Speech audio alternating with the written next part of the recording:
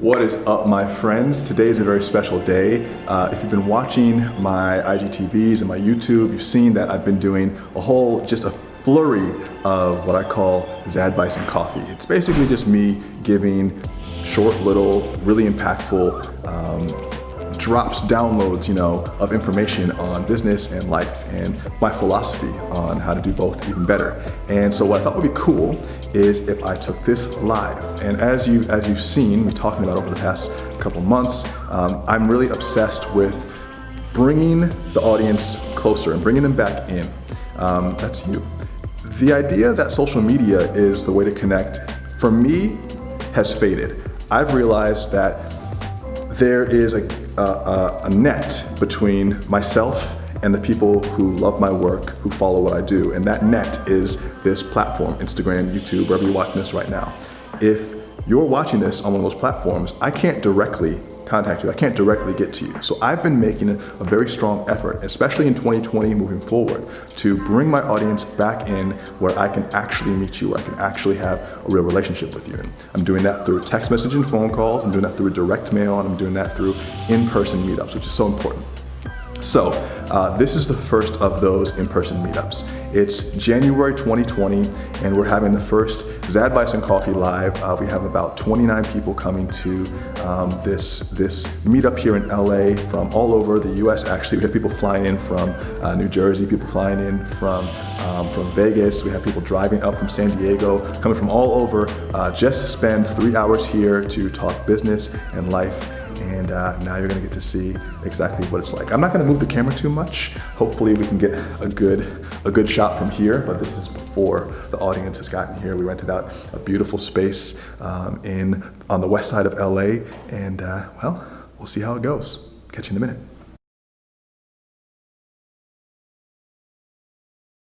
By the way, how was we're just testing out all this text messaging stuff and just testing out all I'm trying to streamline things. How was that experience for everyone? Was it pretty smooth? It was awesome. Was it weird? Can you guys tell that part of it's automated and part of it's actually me? Yeah. Sometimes I will, I'm responding, and other times well, I have to have an automated part of it, otherwise I can't handle it. Are you guys, did it make sense? Yeah. Okay, cool, because I'm just I'm working on bringing people into that side, and so you're my test group, thank you. I appreciate it. And everyone navigated here without having to send me any emails, which is awesome. So that was awesome, really, really well done. What I liked about this is that this is pretty broad. I mean, this isn't just one vertical of skill sets or ideas or business ventures. There's a lot going on here. And I think what we'll find today as we continue talking, that I say this a lot, all businesses are completely different and exactly the same. There are going to be things today that we're talking about when we're giving examples of different websites or different concepts that are applicable to maybe a specific field or a specific type of product or service, and some that will be more general to everybody. But there's always a nugget of application there. And so the idea is for you to take what's useful, discard what's not for you, but realize that a lot of these concepts are going to be widely applicable. And I'd also challenge you to think about how these things apply. I'd also challenge you to think about how the concepts from different seemingly unrelated business models apply. Because it's usually in the cross application of things that you get the real innovation. It's really hard to do something like everybody else and stand out. It's the companies that are able to take different elements of models and combine them that end up standing out in the marketplace, and we'll see that.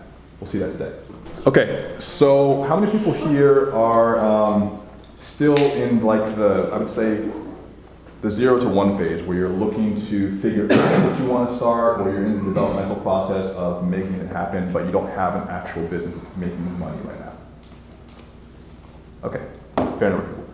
How many of you are still in the phase where you have some customers, but you haven't quite honed in on the messaging, and you're trying to figure out how to get tighter so that you can have a better result? Okay, that's the rest of everybody. That's really good. And then how many people are well on your way, you're churning, and you're looking to refine? Well, damn. Good. Well, this is going to be super helpful for you then. So I was thinking this morning about how to best deliver this information. A little background on what I've been doing over the past year. 2010, I left my last job, which was working at a restaurant, Longhorn Steakhouse. You guys know the story if you've read my book. And I had to get out of there, and I started off by thinking about and identifying skills that I had that I could turn into a business. So the first thing for me was SAT, ACT test prep, and that for me was a learning experience in monetizing my knowledge and taking what I had in my head and putting it out in the real world and then testing that against the marketplace and seeing if that was actually valuable. And it was. And so that led to me doing web design and web development. That led to me building up this brand around teaching this stuff. And so over the past year, after the book came out in 17, through 18 and 19, I decided to start experimenting with things. Started to begin building this new company, Alpha Mentorship. And the idea behind Alpha Mentorship was a very simple ethos. It's that if you improve the leader, the business improves naturally. Right on time. If you improve the business, or if you improve the leader, the business improves naturally. So we took this idea of working with entrepreneurs, both in their personal lives, to work on them personally, and also in their business life, in order to see what would happen to the numbers of the business. Because from my perspective, when you improve yourself internally, the business naturally improves.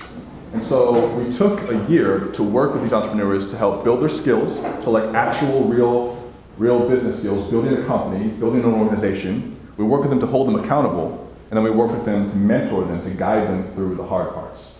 So we built that into a program called Profit Paradigm. Last year, the clients in that group brought in about 3.4 million in collected revenue as a result of us working with them. There's 27 people in that group. So that was our test bed for this information. A nutritionist is going to help someone one-on-one to solve their nutritional issues. MyFitnessPal is a platform that can host 1 billion people on it. It's essentially solving the same core issue, but the difference is the scale. And the difference is the number of people it can affect. And also, in terms of that $1 billion idea, you have to come together to have multiple skill sets combined to make something that didn't exist before. So if you want to build MyFitnessPal, you have to become, or at least if you want to build a team that could do that, you have to become skilled in software engineering and product development. You have to still know about nutrition. You have to understand user experience. There's all these different things that go into building a company like that. Whereas if you're doing personal training or nutrition, which isn't, I'm not downing that, I'm talking about the spectrum of ideas, then the skill set is more narrow. Does that make sense? So when you're thinking about your idea, it's like, what skills do I already have? And are those skills going to be are they going to get me where I want to go? Or what am I interested in that I need to learn more of? When Elon was building Tesla and SpaceX, he had to learn engineering. He wasn't a rocket scientist, a literal rocket scientist. But he had to learn that, not because he's going to be the one actually building the rockets, but because to run a company like that, you have to know these things to a certain extent. And you'll often see that executives who, how dare you? You'll also see that executives who don't have those skill sets tend not to do as well in positions where they have to be responsible for technology that they don't know about. So for instance, if we go back to the 80s when Steve Jobs was ousted, and they brought back in, I'm forgetting his name now, it's slipping my head, but they brought back in to replace him the CEO, the one-time CEO of Pepsi, right? John something or other. Okay, they brought this Pepsi guy in to run Apple. And what happened? Apple started tanking because he didn't understand anything about this market, even though he'd run a $1 billion business. It's about having those skill sets. So start thinking about, what skills do I already have and what skills am I going to need to acquire? That's the first layer of this. And straight up, you guys don't have the skills that you need yet. And you're going to develop them over time. It's not like, you don't have all the time in the world to develop them, but be honest about yourself about where you are and where you need to be. So that's the first layer of this when you're thinking about idea generation. Second part of this, so combine that skill component of it with what's a timeless consumer or business need? What's a timeless consumer or business need? If you can figure out the right position, making tuxedos is timeless. Tuxedos are not going to go out of style. Now, if you go to the Santa Monica Promenade, you'll see a bunch of styles that are going out of style. And they have about a year, 2 years maybe, of shelf life. If you go into Forever 21 or Zara or these really fast fashion stores, H&M, Express, they build their whole business model around fast fashion and creating something very quickly. And they know that their model is, just rip it, just run it, And Zara is so good at that. That's why you can get really cheap clothes at Zara, because if it's like one season out of style, it's not relevant anymore to their market. But what's timeless to the marketplace for your market? Whether it's a consumer, like an actual, like a customer consumer, a person, or a business, company, what's timeless? If it's not a timeless thing because maybe it's newer, what's relevant and growing in popularity? Now try to think of the difference here between a trend and a fad. Okay, I'll give you an example. A fad is a bubble, okay? So a fad would be like, I don't know if you remember 3 years ago, they had these fidget spinners. Remember these things? Yeah. Fidget spinners? Yeah. I had some friends who made some good money off those. But that was like a one-season bubble. 2016 Christmas time, If you see someone with a fidget spinner now, you're like, what are you wrong with you? It just looked cool on Instagram at the time. People liked it. It was cool. That's a fad. And if you stay in the business cycle long enough, you can start to spot these things. Trends are not bubbles, but they're indicators of where a market's going and where it's going to end up. So, for instance, blockchain technology. That's a trend that's changing the marketplace. And I don't think there's one way to tell which is definitely a trend, but I think you should start looking at indicators. Part of it is actually reading on the industry. Reading physical magazines like Inc., Entrepreneur, Fortune, Forbes, not just scanning mindlessly, on the internet, but like picking up physical periodicals and reading them. Reading the business section of the New York Times, understanding what's happening in the marketplaces. You have to do that. A lot of people aren't doing that. A lot of people don't read physical media anymore, but physical media is really important if you're trying to understand an industry. Read the Wall Street Journal, Read The Economist. Read this stuff. And you'll start to see, when you start to see things get mentioned over and over and over again, then you'll say, oh, what's the bigger trend here? What is this indicating? That's important. Another one that's kind of an interesting example, which could go either way, the vape industry. The vapes were super trending, and then that popcorn shit started happening. Popcorn lung thing started happening, people were dying and getting hyperpneumonia, and now it's like, So there's always risk, Even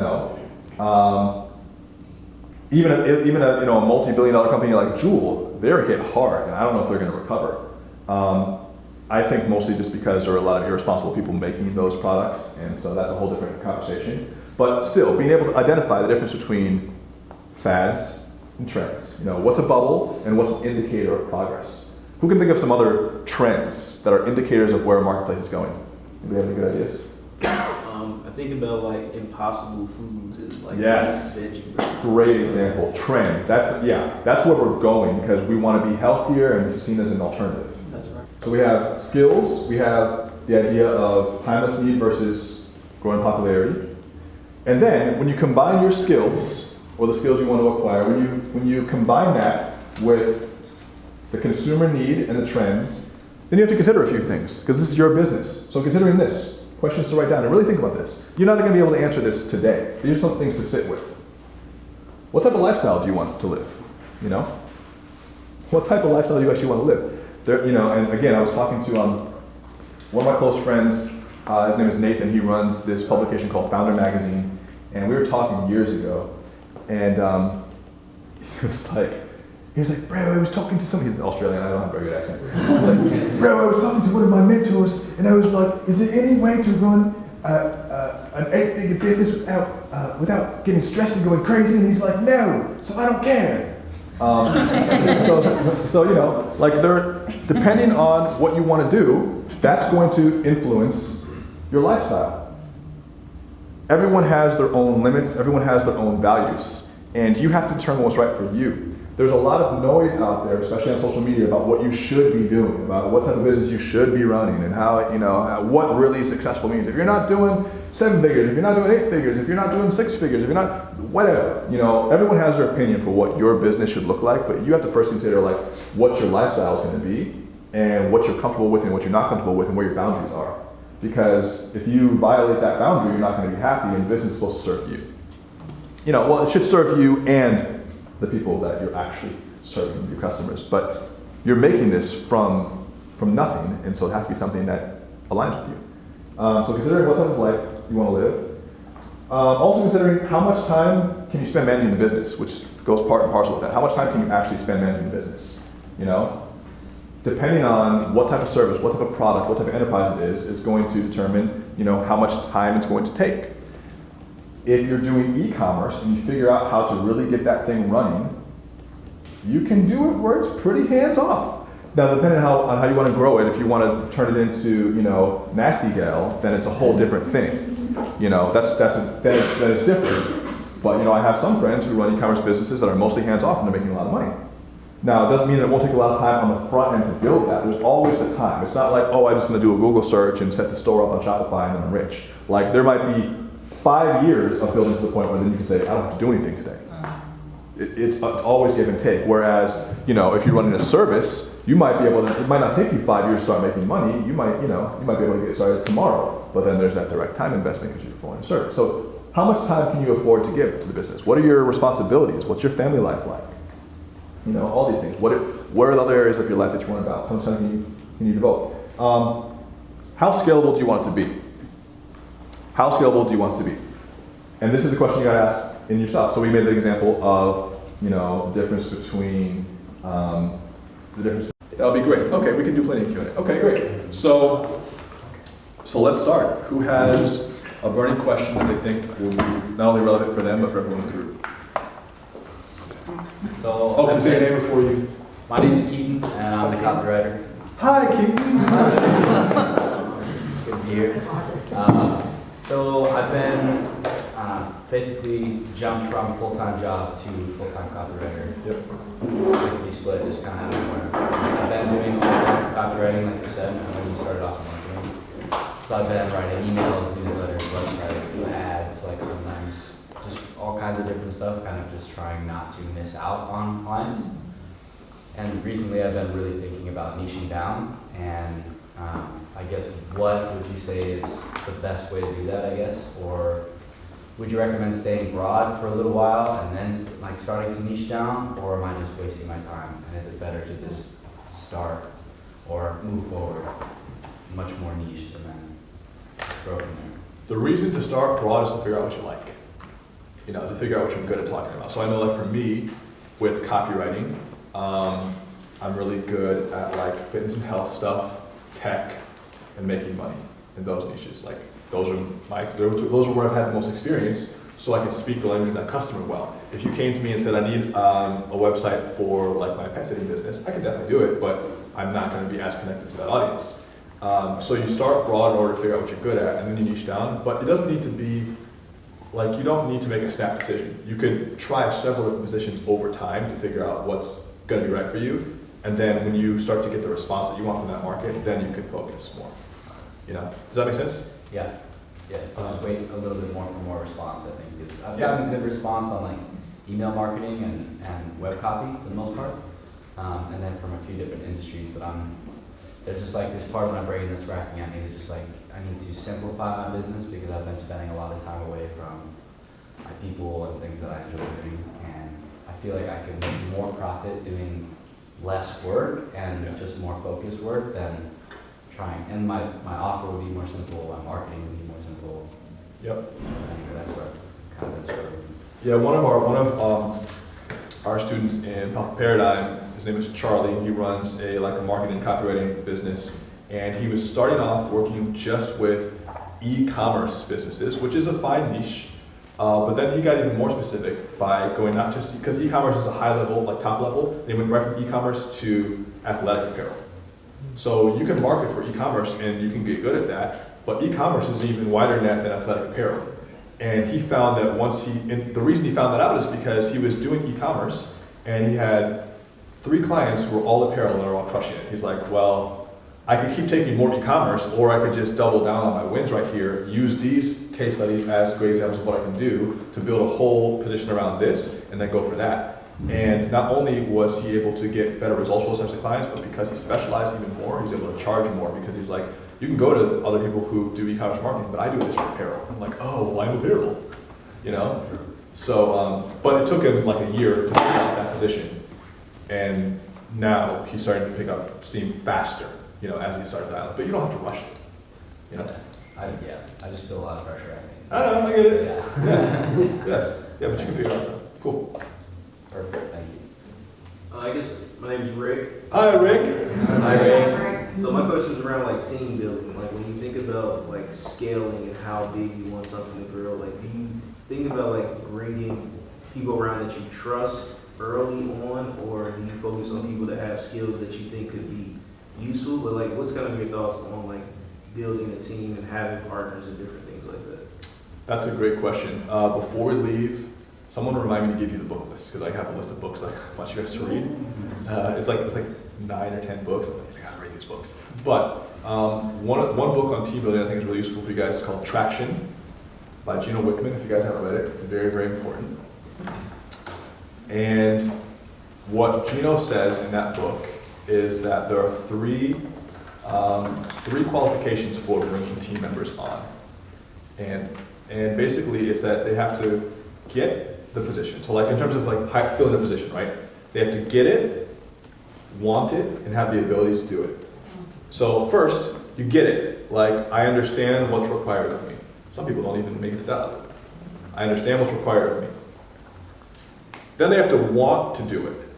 So like, I actually want to do this. It sounds fun to me. It's in alignment with my goals for my life, and I'm willing. So they have to get it, want it, and then they have the ability to do it. Do they have the skills to do it? Or are they coachable to get to the point where they can get those skills? You know?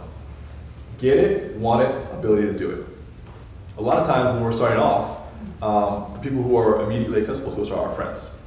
So we hire friends, and then we fire friends. And then we hurt feelings. No, but I've hired and fired a bunch of friends. And it's because they didn't fit any of those buckets. If anything, they just got me and they liked me. We had a good relationship, but they weren't in alignment with the company or the goals. They weren't in alignment with what we were trying to accomplish. They didn't really care about the mission. It wasn't a personal thing about me, but it's like when you look to find people, there has to be an alignment there. Oftentimes, you can find really good talent for a lot less expensive than you might think if what you're doing with the business is exciting to them and is in alignment with what they're trying to do as well. Because, you know, let's face it, we all have different skill sets here. And as entrepreneurs, people who are going to run our businesses, we can't be expected to be good at everything. You're going to need to build a team at some point around your ideas in order to make them work. You're not going to do it alone. You can't do it alone. That's not the nature of business. It's literally a team sport. So in order for you to hire people, you have to find people who actually care about what it is that you're doing and who what you're doing is in alignment with their goals or their vision for their life. If you can find those people, then they're going to want to work with you as long as you're going to give them a fair rate. But it doesn't always need to be top of the market rate, you know. Another thing too is when you're hiring people, there are different levels of responsibility for them taking ownership of what their tasks are. So the first level of responsibility is like they understand, basically they understand just at the task level what they need to do and why it's important, okay? So that comes through training. But eventually over time, their role is going to be not just about understanding at the task level, it's going to be understanding also how what they're doing impacts their department. So like, let me give an example. You can bring someone in who's a copywriter, and they might know that their goal is to make a good sales page, and that's the only idea that they have is to write a good sales page. But after a while, they're going to need to gain some more responsibility if they're going to be more helpful to the company. So they're going to need to understand that, hey, their sales page, like, it needs to convert. Like, you can write good copy all day, but let's really take a look at your conversion. Is it actually working? And then as they get to be more involved in the company, it's not going to just be about is your sales page converting, but is your contribution to the business moving the business forward? You know, are you a positive asset to the team? You know, what's your responsibility in terms of how it's affecting the economics of the business itself? So it's like there's just the task level, there's like the general understanding of their role, and then there's the global understanding. And so these are the factors that we're playing with.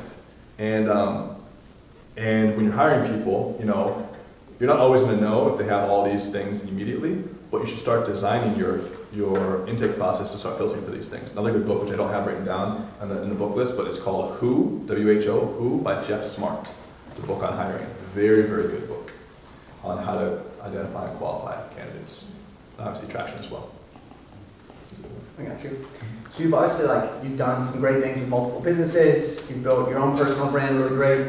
What would you say has been your number one ticket? Like you have a great network as well, a lot of great things. We have a mutual friend, obviously. What would you say is your number one key that you focus on when building a customer base to grow to scale? So to go from, let's say, 100K to $1 million. I think the biggest thing,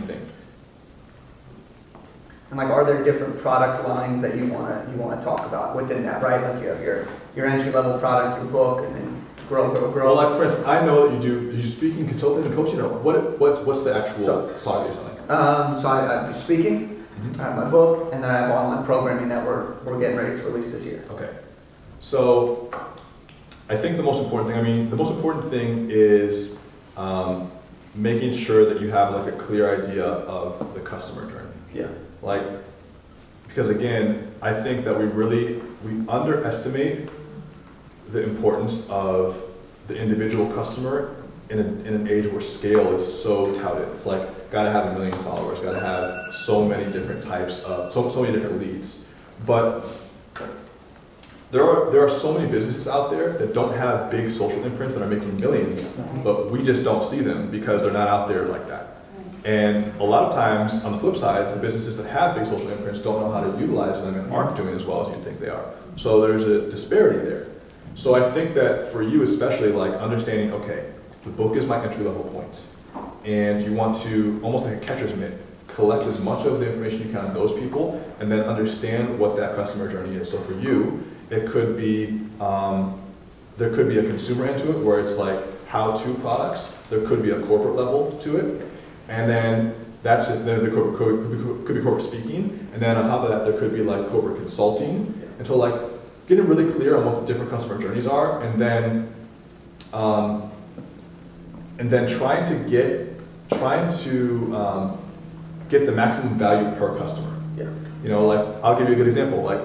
Through my speaking events that I did in 2000, I guess it would be 18 now, we filled up a lot of the 2019 group of Profit Paradigm. And that wasn't me trying to fill that up on purpose, that was just me talking. And then them being at these events with me, seeing that, having that connection with me, and then, oh, now they're in this program. And it's those touch points. And so you don't need a lot of people, a lot of customers to make a lot of money, especially when it's, like a product-based business like yours. But I think that it's a mistake to always think that you have to be huge. Does that make sense? Totally. Yeah. Totally. The customer journey, it's something I've been thinking a lot about, so hearing you say that just is always good. You can look at Kevin sense. Kelly, 1,000 True Fans, Yeah. but you wouldn't need that many people in your orbit Yeah. to have a 7-figure business. You can look at even, I don't know, do you know Craig Valentine? Mm-hmm. He's a coach. Anyone know Craig Valentine? Yeah. He's doing $5 million a year in his coaching business, but he's not a big social media celebrity. What he's good at is connecting with people who have big audiences and presenting to them. He's good at writing books, which now he's just having people ghostwrite for him, so he produces a lot of material. And then what's really cool about him is I didn't ask to be on this, but I'm on his physical mailing list where he sends me newsletters, because he just assumes, well, I have your customer data, so I'm gonna send you a newsletter. And he sends out physical newsletters every month of what speaking events he's gonna be at and when he's doing his next meetup. And he just really organizes and stokes his community, which is kind of what I'm doing here. Just build a community, but don't worry so much about scale, worry about intimacy. Worry about the one-to-one relationship rather than getting as big as possible, and the people who are one-to-one with you will reward you. Because this is something that you can't get through scale. So I think that's going to be really important. I think everyone here is going for that. What's up? As you can see, I'm back home, and that was a crazy meetup. It was so fun to take it offline and have some real interaction with people. That's what I'm about in 2020 and beyond.